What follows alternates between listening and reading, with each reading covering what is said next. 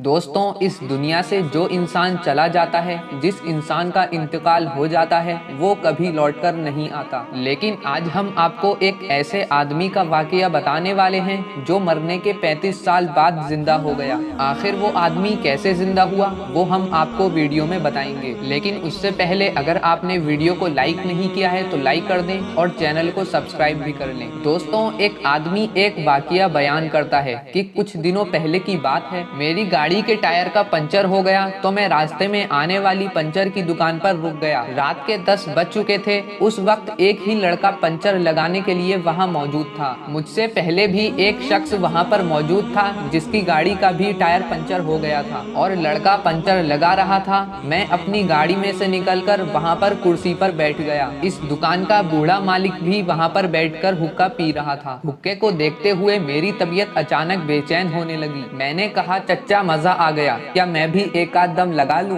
तो वो मुस्कुराकर बोले, जरूर बच्चे, लो लगा लो। उन्होंने हुक्का मुझे थमा दिया। जैसे ही मैंने दम लगाया तो मुझे खांसी आने लगी और ऐसा लगा जैसे मुझे खांसी न रुकने वाला दौरा पड़ गया हो। तो वो बूढ़ा आदमी कहने लगा, अरे बच्चे, हुक्का पीना मजदूरों का काम है, ये कोई सिगरेट नहीं। हुक्के के लिए फेफड़ों में जान होना बहुत जरूरी है। मैंने कहा, कौन सी जान चचा जी? तो वो समझ गया और बोला, वाकई पहले वाली खुराकें और वर्जिशें कहाँ रही। उनकी उम्र 80 साल से ज्यादा थी। घनी और भारी मूछें, सीना चौड़ा, बदन कसरती और वो तहमत पहने हुए थे। उनसे बातें शुरू हुई और पुराना जमाना याद आने लगा। देसी लोगों की देसी बातें चल रही थी और बातों ही बातों में उन्होंने मुझे एक ऐसा वाकया सुनाया जिसे सुनकर कोई भी उस पर यकीन ना करता। ये वाकया आप उस बूढ़े आदमी की जुबानी सुनिए। उन्होंने कहा, मैं उस वक्त 10 साल का था। समझ लो तकरीबन ये बात आज से 70 साल पहले की है। मेरे बाप दादा सरबोदा के रहने वाले थे।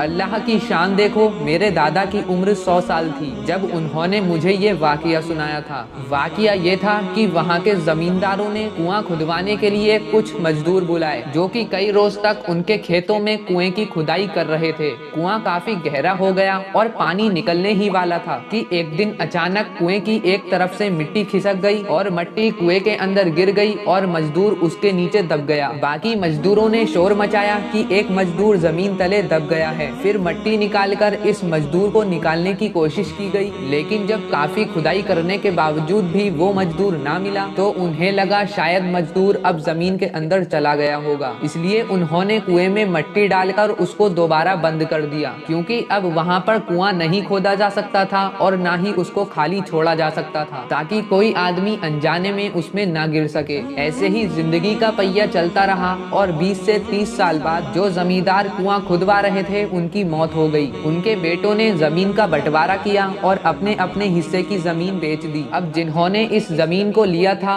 वो इसमें से फसल काटते रहे, लेकिन फिर उन्हें भी कुआं खुदवाने की जरूरत पड़ी। इत्तेफाक से उन्होंने भी उसी जगह कुआं खोदना शुरू किया। अब मजदूर काफी गहराई तक वो कुआं खोदते रहे तो अचानक उन्हें धोती का कपड़ा मिला और वो हैरान रह गए कि ये क्या माजरा है, जमीन में इतनी नीचे ये कपड़ा कहां से आ गया। सब मजदूर परेशान थे। जमींदार आए तो उन्हें बताया गया कि कुआं खोदते वक्त कुएं से धोती मिली है। उन्होंने मजदूरों से कहा, एहतियात से खुदाई करें, अगर ये धोती इंसान की हुई तो उसका जिस्म भी अंदर मौजूद हो सकता है। मजदूरों ने एहतियात के साथ कुएं की खुदाई जारी रखी। अचानक कुएं में एक छोटा सा सुराख दिखाई दिया जिसमें कोई इंसान लेटा हुआ नजर आ रहा था। सब मजदूरों की चीखें निकल आईं और वो फौरन कुएं से बाहर आ गए, क्योंकि वो इंसान जिंदा था और उसकी दाढ़ी बड़ी हो चुकी थी जो कि सफेद थी और उसके सर के बालों से उसका चेहरा ढका हुआ था। पहले तो वो ये समझ रहे थे कि शायद ये कोई जिन या भूत है, लेकिन जब मजदूरों ने जमींदार को बुलाया और दोनों ने मिलकर इसको हाथ लगाया तो उस इंसान के जिस्म का गोश्त काफी मुलायम यानी पिलपिला हो चुका था। उसने जब इंसानों को अपने आसपास देखा तो वो बेहोश हो गया। फिर उसे कुएं से निकाला गया और पूरे गांव में ये बात फैलने लगी। फिर किसी समझदार आदमी ने मशवरा दिया कि इसे रुई में लिपेट दिया जाए, क्योंकि इस इंसान से हवा और बाहर का मौसम बर्दाश्त नहीं होगा। ना जाने ये कुएं में कब से पड़ा है। उस शख्स को रुई से लपेट दिया गया और 10 दिन तक हकीम ने इसका इलाज किया।